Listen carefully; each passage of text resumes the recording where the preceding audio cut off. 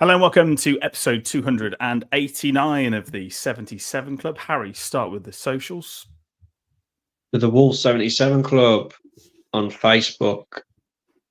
We're at 77 Club Podcast on Twitter, and we're on YouTube and Spotify. Please subscribe. Just to inject some energy, Dan Bayliss is here. Hello. And Jack Williams. Hi, everybody. Harry, Arsenal at home. Where do you start with this one? May as well go through the team. Unchanged. Some surprises that Sarabia was starting. We weren't really sure why. And then the first half, Nelson Semedo going down that right-hand side, pings in a ball, and you think, oh, hello, and then ended up where we sit. Yeah. I jokingly... for a bit of a joke, I backed him to score first goal scorer, Sarabia, when I saw the team. So when he put that over, I nearly ran on the pitch and throttled him. But no, it's 2 or 3 times now in a row, I think, where I've disagreed with the starting 11 from Vitor. So the manager bounce is well and truly over. You know, started to hate him already. I'm joking. No, but it was a poor choice of starting 11 for me.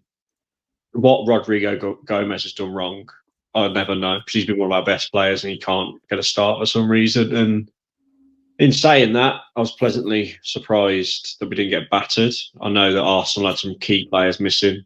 Saka, Odegaard, Gabriel Jesus is out. And I know the whole story is about the red card, isn't it? But I think the most disappointing thing about the day for me is when we had 11 men, they had 10. We did not go for it. It was just lacking confidence again. Mateus Cunha, piss off if you don't want to be here, because he was strolling around that first half and it was pissing me off watching it. He became a bit better second half, missed 2 vital chances, but I just can't believe I've gone from loving him and, you know, I would have bowed down to him and kissed his feet about a month ago, and now I wouldn't walk past him and piss on him if he was on fire, the way he's been behaving. So it's just really annoying me, because when a player's like that, I'd rather him be gone. I don't care how talented they are. But yeah, Sarabia's miss, back to that, just shows how poor he is, really, doesn't it? And I think he should be out the door as well. I think a lot of them should be, apart from Agbedu. Yeah, it's a strange one, isn't it? Because I think we'll obviously get onto transfers later, but it's been quite surprising that nobody has left yet. Bayliss, what do you think of Cunha? Obviously, Vitor sort of called him out for his poor body language previous game against Chelsea. We're sat here thinking, is he really interested? We joked last week on the podcast saying that this game was almost his audition for Arsenal. But, I mean, he could have got a couple of goals himself. Yeah, I think maybe we noticed the walking around more because of what's happened. Like, a lot of strikers are known for just wandering about, and then when they turn it on, they go. But for me, it's one of those, right? If his mind is clearly just on a transfer, then the best thing you can do is get him out. Even though we love him, absolutely love him. And he did post the Albion goal the other day on his Instagram, didn't he? So there is a little bit of hope. If he's going to be at Wolves for the remainder of the season, then he's got to show it on Saturday. That's it. Cut and dry. He has to turn up and he has to change the game Saturday. That's Dan Bayliss there coming from a well. Jack, really bad. Jack, what do you think of Cunha? Obviously, like Harry said, really, you know, a lot can change in football in a week, and in this case, it looks like a month.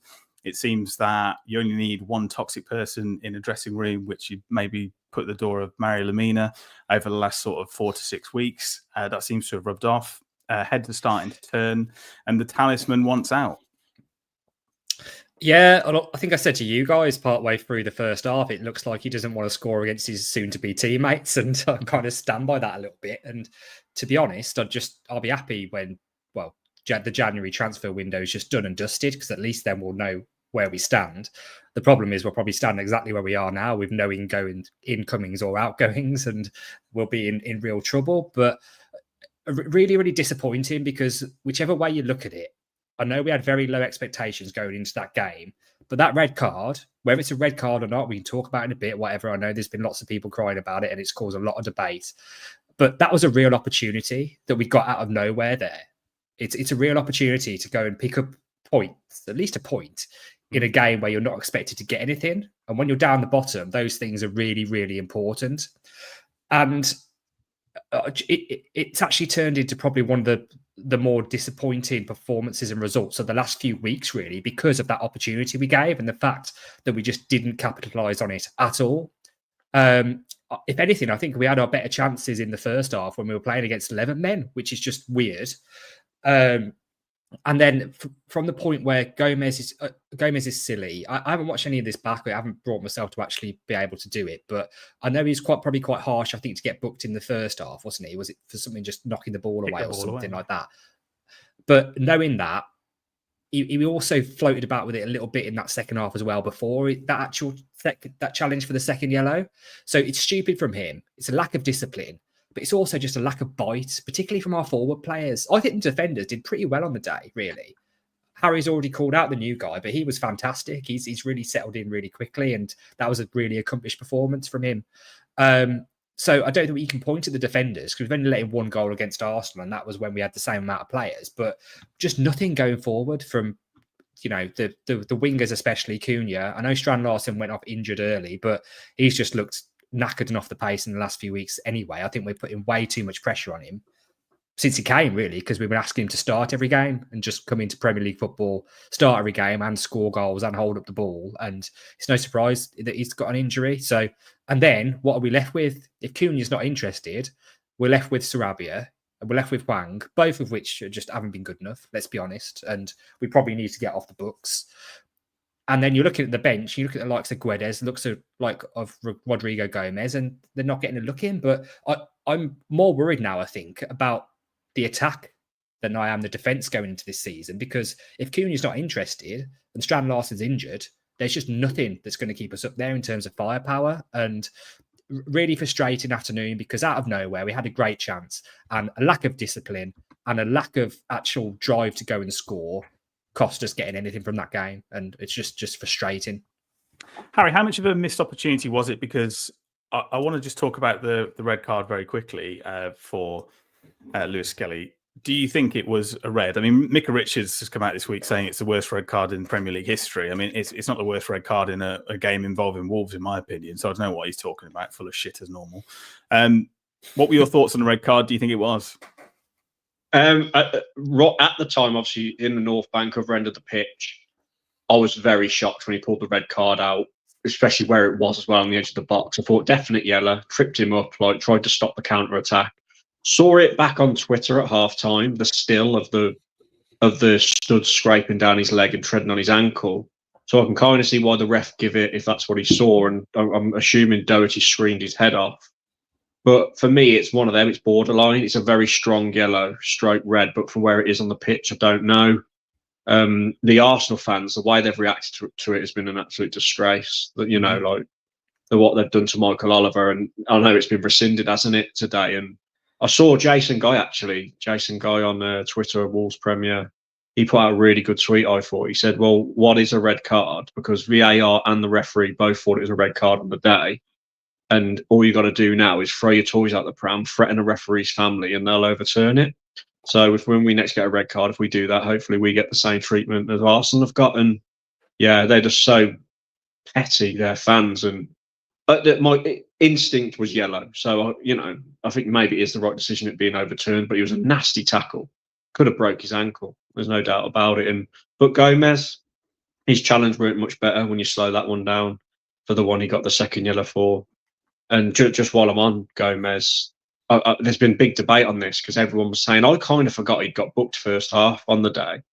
But there was loads of people commenting on my video and saying after the really bad management, Vitor should have pulled him off. But Vitor Pereira said in his press conference after that he had a stern word with Gomez, said, can I trust you to stay on the pitch? I need you. Arsenal good in midfield. I need you and Andre. Gomez is like, yeah, you can trust me. What is it, 15 minutes into the second half, whatever it was, he gets a red. So poor management maybe, but he did have a word with the player and the players let the manager down. So just one of those things. And even when we had the extra man, Arsenal were all over us at the first 15 minutes of that second half, anyway. So I don't know how much difference it would have made. But again, substitutions too late as well from Vitor, so a poor day at the office from him. And just so frustrating because they were there for the taking, Arsenal.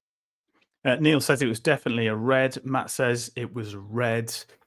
Cameron says both the red cards. Jack, we're sort of in a situation where we're talking about the strength of a yellow card, and I've seen lots of things about orange cards coming out, and I think João Gomez, and actually the red itself, where Harry's saying it's a strong yellow, it's a weak red. We're in a difficult situation where we're sort of looking at kicking the ball away and scraping down someone's leg with your studs up as the same punishment. And do you think this will ever sort of change, or is it just something that happens and we don't really talk about it that much? It pops up every now and again when it's sort of a big club, but I don't think it's being talked about so much because Arsenal went on obviously to get 3 points. No, I think they have to do things like yellow cards for kicking the ball away just to stop people taking the mick, really. But I think it's enforced a lot more for I don't think Gomez really actively tried to kick the ball away that far. It was quite a harsh one, really. It's the same as I'm sure other people have done it in the past, much later in games, and the ref's done nothing. So there's probably a level of inconsistency there. For me, I didn't think it was a red card. I didn't think it was at the time, to be honest. When he got the red out, I thought that it was for something else. I thought somebody must have put an elbow in or something, or put a hand to face. So it surprised me at the time. Watching it back, I thought, it's not great. But if it was against us, I'd have thought it was harsh. So I'll stand by that. The problem is, like you say, with the Arsenal fans and the amount of coverage this has got, it's like the fact they're saying it's the worst decision ever. Just watch some of the decisions we've had against us in the last 18 months. It's just laughable. It's just because it's Arsenal. Suddenly it's an issue. And when teams like this aren't used to this, they're basically used to this sort of special treatment they get all the time. Getting something bad like that, suddenly it stands out. Whereas other teams in the Premier League, and especially us, have to put up with worse than this on a regular basis, and nobody cares because they haven't got the sense of entitlement and the firepower in the media behind them. So it's a shame we didn't get something, really, because it would have kicked off even more, and everyone would have seen them all crying about it. But it is what it is. But it's just one of them, isn't it? It's one of those that if it gets given, you just got to move on. There can't be all this following up, because in the old days, everyone was getting red cards that they thought were dubious when they were watching them back, and it's just the way that it is. But it's also been reviewed. So the question there is, why has it been reviewed and they've stuck with it and then later rescinded? That's the weird thing about it. And Harry's probably right. The pressure in the media probably does come into it because it's been everywhere. But of course, we've had stuff, I think, which was probably a much worse decision go against us that has not a prayer in getting overturned later or getting rescinded by VAR. They've literally rolled out goals because they said the camera broke, and given penalties with VAR says the ball didn't hit his hand against us. So, I honestly think there's or even the bloody Man United goalkeeper at the start of last season. In my head, that is a much worse decision. That people have looked at that and thought that's not a foul. So there's three straight away that I can just from our Wolves recent memory as a Wolves fan. So just shows that I think some clubs and some fans have much more sense of entitlement, and that comes from having a lot more power and clout behind them, which we can't compete with. But the reason for that is because the media pander to them. So, what do you reckon, Bayliss? Because obviously we've had our run-ins with VAR and everything along those lines, but with VAR and with not going to monitors, etc., and re-reffing the game, we shouldn't ever be in a situation where anything should be rescinded. Sorry, am I still down a well? Yeah, but go ahead. Brilliant. As I see it, VAR was sort of a win some, you lose some, and we ended up on the losing side quite a lot. But now we have the hypocrisy of losing more than we win, and then other teams that are slightly bigger than us or bigger than us then get the decisions overturned for them. We've said it for a few years that the whole point of VAR is to make sure the right sides win games, and it just keeps doing it. 100%. Yeah, completely agree. Very, very disappointing day at the office. A chance to do something. Let's move on to Villa, Harry. Could be quite an interesting one. And actually to see how the transfer window pans out as well, because Ollie Watkins has actually been linked with a move to Arsenal today with the £60 million bid rumoured. John Duran has been linked with Al Nassr in Saudi Arabia, a £75 million bid for him potentially. those sort of signings could play a part in our season, especially with Cunha being linked to Arsenal as well. The first thing I want to start with, though, and we mentioned it last week on the podcast, is that this game has gone to general sale. Yeah, it's for a 5:30 on a Saturday evening against one of your Midlands rivals. It's a disgrace that it's gone to general sale, really, but we know whose fault it is. We've gone over it loads of times. It's Jeff Shee's fault for the prices he charges. Just on Villa, I know they've got a bit of a bad record, haven't they, after playing midweek in the Champions League, and then on the Saturday they rarely win. At time of recording, they're playing Celtic. We don't know how that's going to end, but it's good. It's good. All this unrest with Ollie Watkins and Duran to Saudi. I like to see it. Roger, yeah, just podcast, leave a score. I think it's all good, this unrest with Villa, and I know they're reportedly with Kevin Danso and is Axel Disasa from Chelsea as well, so they're doing quite a bit of business, Villa, in going and coming in. But I just want us to be unsettled.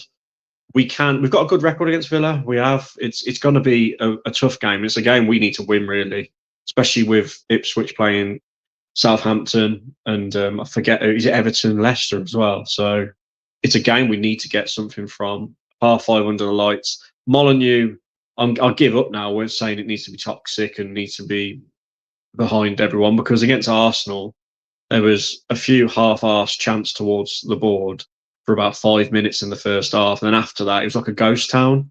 I know that the players are not giving us much to cheer about, and we're watching players give minimum effort.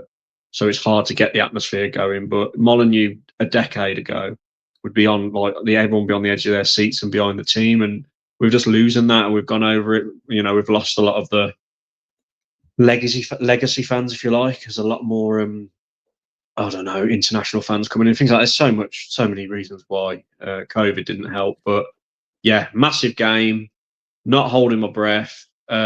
Obviously, I think Agbadu, if he plays like he did against Arsenal, he was inspiring. He was probably the highlight of the day, the weekend. It was actually a joy to watch him at times. And we need players in, but I doubt we'll have anyone in before this game. I'm not holding my breath, but hopefully we have players in to help us before Monday. But I don't know. I'm fed up of trying to be optimistic going into these sort of games, and I'm just like, meh now. I'm just like, see what happens. Give us something to cheer about. Give us some hope. Because the way it's looking, we're going to be playing Albion next year in the Championship. Let's have a look at 5 key takeaways for the game that's coming up. Having lost 3 of their first 4 Premier League home games against Villa, drawing 1. Wolves have now lost just 1 of their last 5 against them at Molineux, winning 3, drawing 1. Villa won the reverse fixture, obviously 3-1 at Villa Park this season. They've not done the league double over Wolves since the 2003-04 campaign. We know how that ended. All these omens are coming through now. Wolves picked up 7 points in the first 3 Premier League games under Vitor Pereira, as we know, winning 2, drawing 1, but have since lost 4 in a row. Already lost 5 consecutively, obviously, once this season under Gary O'Neill. The only team to have separate runs of 5+ defeats in a row under different managers in a season and survive relegation was, who do you reckon? It's a 2006-2007 season. Albion. I'll give you bonus points if you can get through the managers are. No, not Albion. You're half right. Brighton and Hove Albion. No, the other one. West Albion. West Ham. West Ham is what we're looking for. Alan Pardew and Alan Kirbishley, so the 2 Allans there. Villa yet to lose a Premier League match under Unai Emery against a side starting the day in the drop zone. That's incredible. Winning 13, drawing 5, while overall Emery has lost just 1 out of 29 against sides in 18th, 19th or 20th, losing 3-2 to Southampton with Arsenal in December 2018. And we've shipped 19 set-piece goals, excluding penalties this season, the most of any Premier League side. The earliest a side has conceded 20 set-piece goals in a single campaign is 25 games, and that was Tottenham back in 2007-2008, when I think Harry Redknapp was brought in to save them from the drop. So, Jack, obviously, there's going to be at least one change. That's not because we have any signings coming in. I pretty much agree with Harry on that front in terms of getting anyone else in. Who do you think replaces him? It's just a case of Tommy Doyle, I imagine. I mean, who else could it be, really? Like, it's not going to be Lamina, is it? I think it has to be Doyle. He's the only one who's in and around the team on the fringes who can play that role. So it's a miss, Gomez, isn't it, really? Because I know that it's stupid for him to get sent off, but he has been one of our better players in recent weeks, even when we've not looked great. So that's putting us on the back foot already. All these stats and stuff, like, I don't buy into it too much, because we said the same thing about Newcastle a few weeks ago, that Newcastle hadn't done the double over us for ages or whatever, and now they have. So the same thing can happen again quite quickly, particularly with the position we're in. I ain't got much hope, to be honest, really, based on what I've seen, just because, we're missing Gomez. Also, it's just the firepower. Like I said earlier, it's just who's going to score the goals and get into the positions to be able to score goals to win football matches. And hopefully, Cunha will have sort of acknowledged that he's staying here by then, and we'll switch back on, like, mentally, and that's what we're hoping on. Really, that's the only way out of jail I think we've got. Then we're also just thinking, like, we've got until, what is it, the 3rd of February to when this window shuts. Like, if not, we need to move some players on and get some people in for some competition here, because it's just looking too weak up front. Strand Larsen, what's the verdict on that? Do we know? I'm guessing he's going to be out as well. Heard nothing at all. He come off holding his hamstring, didn't he? It didn't look good, to be fair. He looked quite distressed watching it, like, on the telly. He looked quite distressed, so he was nearly in tears. So I don't think it's going to be a quick fix, but I think there was a more positive update somewhere in the week. I don't know if someone in the comments might, but... I was nearly in tears when Hwang Hee-chan come on. I'm telling you. He got the ball first. He was running out for a goal kick. No update on PremierLeague.com. Forbes is down as a knee injury, but I think he's probably going to go back to Ajax. Lots of people linking him away. IH says Strand Larsen's not trained at all. So that's a no then. So that's 2 changes at least. But then where's our firepower? Where are the goals coming from? If ever Cunha's not asked again, then it's a waste of time, isn't it? 100%. What do we do? So Craig, still with thee, say separately, guarantee Bellegarde start at centre midfield. It's a shame Boubacar Traore isn't available yet. And Rick Bellegarde could be a candidate. Bayliss, do you think there's anything that? I mean, we know that managers seem to like Bellegarde for some reason, not really sure why, but I imagine it's more his place on the field potentially. I mean, he's always seems to be stuck out wide, which maybe isn't his best position. Yeah, I'd have had him more as sort of a ball winner in the middle. But what do I know? We're going to have a bit of a strange 11 out, aren't we, on Saturday? It'd be interesting to see if they could try and get Aït-Nouri a bit higher, maybe. The only things that I've been really impressed with over the last few weeks is how we've got out wide and got stuff into the box. I just think Strand Larsen just hasn't finished particularly well. And he was lazy, sloppy against Arsenal, and Cunha's just not been there to follow up. So I think if we can get the ball wide and attack with a bit of pace and go at a team, then we've actually got half a chance. The problem is that they go down the other end, win a corner, and it's like having a penalty. That's fair. Harry Tom says start Rodrigo at left wing back and put Aït-Nouri further up the pitch instead of Sarabia. Bring in Doyle for Gomez. What do you reckon? Or put Rodrigo Gomez a bit further up, either or. I don't mind either of them. I just want Rodrigo Gomez on the pitch. I can't believe he hasn't been starting. On the midfield debate, I think it will be Tommy Doyle, but I think the reason people are saying Bellegarde is because obviously he talking about his press conference a few weeks ago or a week ago saying he's going to start playing him there if he's needed because of lack of numbers. But he came on against Arsenal, and just like Hwang Hee-Chan at one point, he just ran it out for a goal kick as well. So it's not looking good for our backup players. I don't know what's going to happen. Strand Larsen being out's an interesting one, because I think if we had the personnel, you might go 3 in midfield, 3 centre mids, and just have the 2 up there. Have like just Cunha and Hwang or something like that, because I don't know really what else we're going to do. Forbes, we'll probably get onto it. He's not going to be playing again, is he? He's given Sarabia enough chances now. He started the last 2 and been poor in both for me. I think he has. So, yeah, I don't know. I don't know what he's going to do, but I hope he starts Rodrigo Gomez. I really do. And be interested what he does at the back, because Toti Gomez was on the bench against Arsenal. I would put him in personally, if he's fit enough to be, because I think we've missed him on that left-hand side. Although, like Jack said earlier, but we defended quite well against Arsenal, so maybe that's harsh to drop someone. And Agbadou put in a man of the match performance from the left centre back. So be interesting. Be interesting to see what he selects. It's going to be a tough one, but he can't play the same team again. So that's one positive, which I could not believe it when he made no changes for that Arsenal team. There's a point from Matt here, which I'd like to pick up on. This Wolves squad is the most unlikable in years. They don't play for the badge. Jack, I'll open that to you first. Do you think this squad is unlikable? I don't think it's the most unlikable in years. There's players throughout it that, if you'd asked me this question a month ago, I'd be like, nah, would you love Cunha? Love Lamina. So things can change quickly, can't they, when results aren't going well? I mean, there's a few players in there, yeah, that I don't particularly rate or take to, but it's not like the Jamie O'Hara era, I don't think, where it's fallen apart quite that badly yet. So time will tell, and it's difficult, but a couple of wins, back-to-back wins or something, and everyone will be buzzing again, won't they? And love everybody, but it's quite frustrating when how bad the performances are. And I think other people have got this. All I've been getting is emails about Hwang Hee-chan's birthday, and do I want to buy a Hwang Hee-chan's shirt? And the answer is no. No, I do not.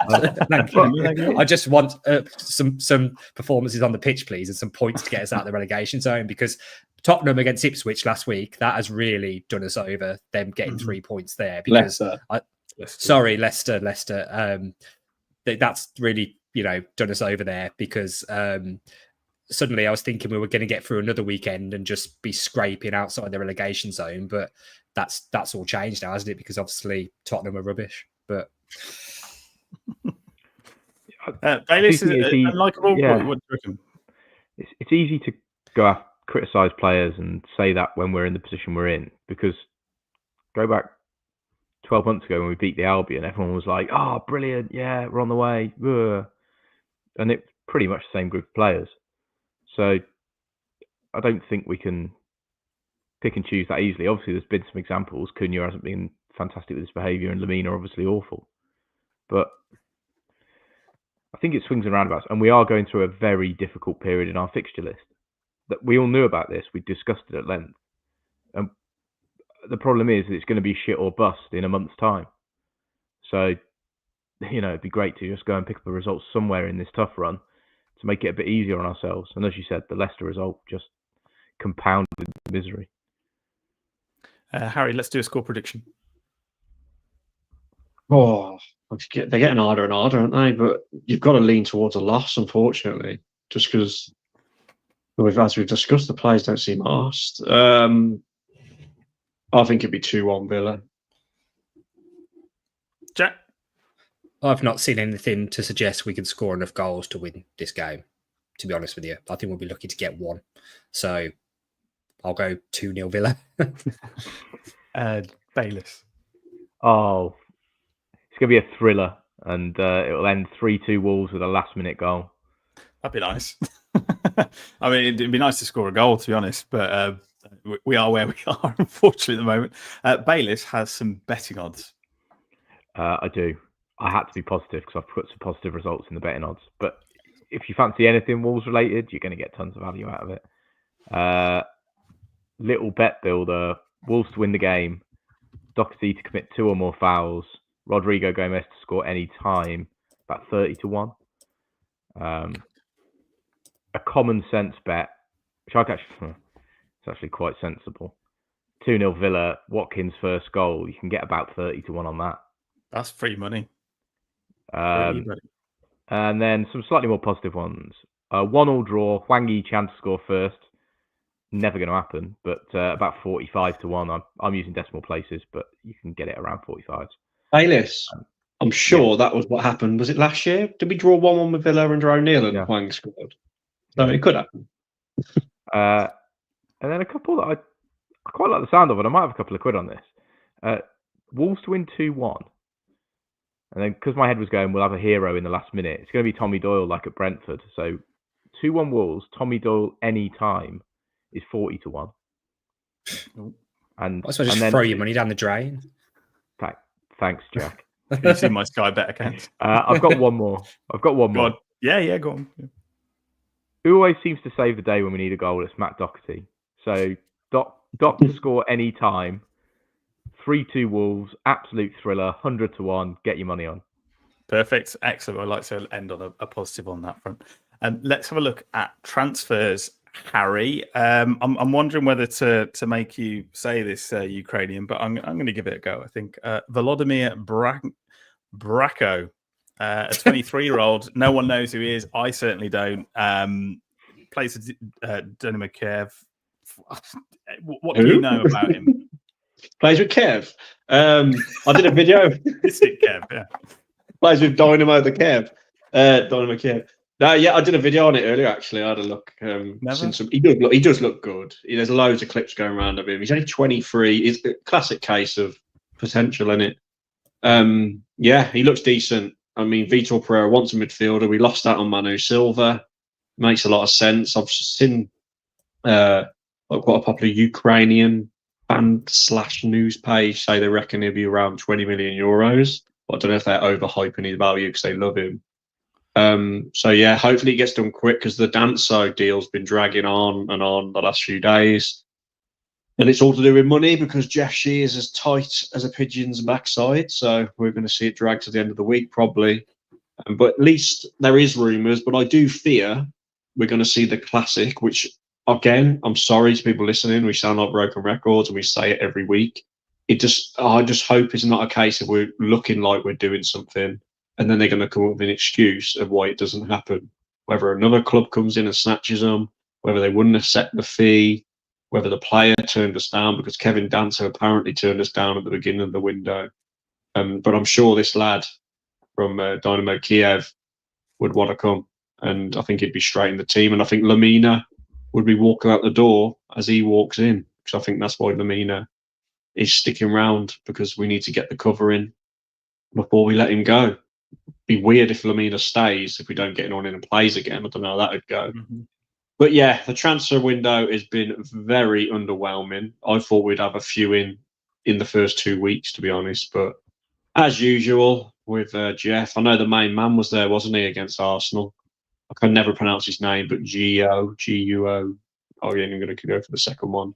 But him being there makes you think he's sat there. Is he said to Jeff, right, go on then, have a bit of money. I can't have this South Bank shouting at me every week. But I'm not holding my breath. I don't know what's going to happen. But if we don't sign another couple of players this week, we will get relegated. I'm a bit disappointed you didn't go from Volodymyr Bracco, Harry, and too big Kev Danso. There was an opportunity there. To be honest, if we sign a bloke from Dynamo Kiev, it's a footballer going from the edge of a war into the edge of a war. He's ready for it, yeah. I mean, I don't know if the Ukraine war is comparable to relegation from the Premier League, but there you go. That might just be will be if Jeff Shee went walking around the centre of Wolverhampton. Jack, anything in it? I think it's more about the players that are leaving. I believe Forbes will go back to Ajax. He just hasn't played the games. I think it's a weird one of Forbes. It's a weird one, isn't it? Because like from the glimpses we've had, he's looked relatively promising. There was talk about potentially if he makes so many appearances, then we have to pay extra money, or it becomes a permanent deal. If it becomes permanent, so maybe it's something to do with that. But I think he's got more promise than some of the players who've been coming on or starting for us in those positions in recent weeks. So I don't know really. It's just a strange one, but obviously not fancied or not happy, or we just don't want to pay the extra money. Probably that one. That's probably the most likely thing, isn't it? But I know we touched on this earlier, but going back to Villa tickets, I had a little look after they said they were on general sale, just to have around the ground. And to be fair, there's not like many left or anything. There's only a few dotted about. But in the upper Billy right, which is the best seats in the house supposedly. Do you know how much the tickets were for Saturday? £71. Yep. Oh, who's paying? No one's paying that. Jesus Christ. Crazy, isn't it? Talk about not reading the room. I mean, Jesus Christ. After the summer as well, and the fallout and fan groups getting on board and signing petitions and everything like that, and then to to still just be so tone deaf is just unforgivable.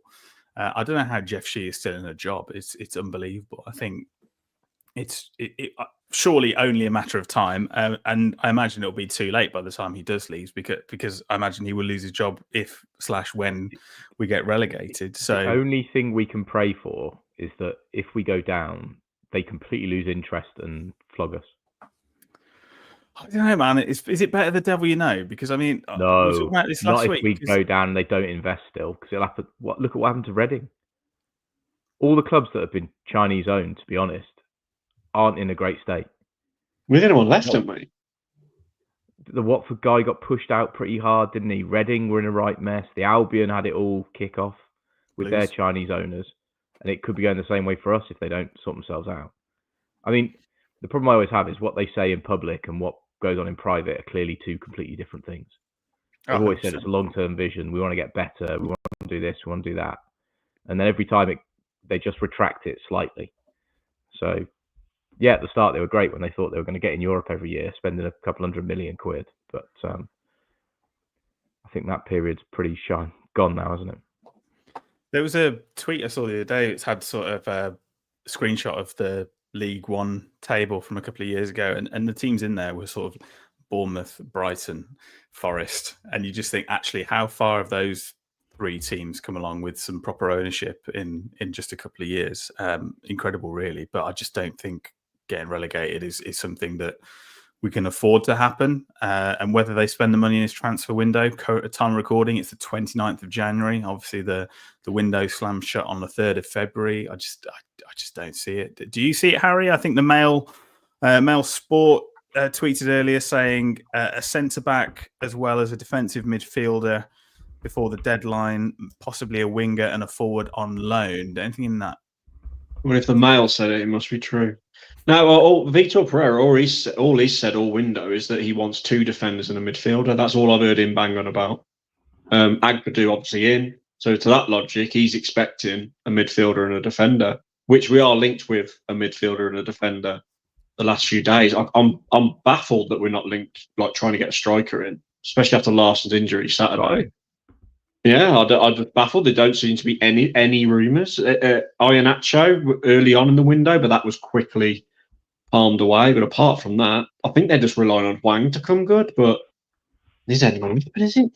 It's just not going to happen, judging on the way he's been. So, and like Jack said earlier, I think there's been so much pressure on Larson just to be literally our only striker, and he's ran himself into the ground. And the last 4 games, his form's dropped off as well badly. I think he's been really poor.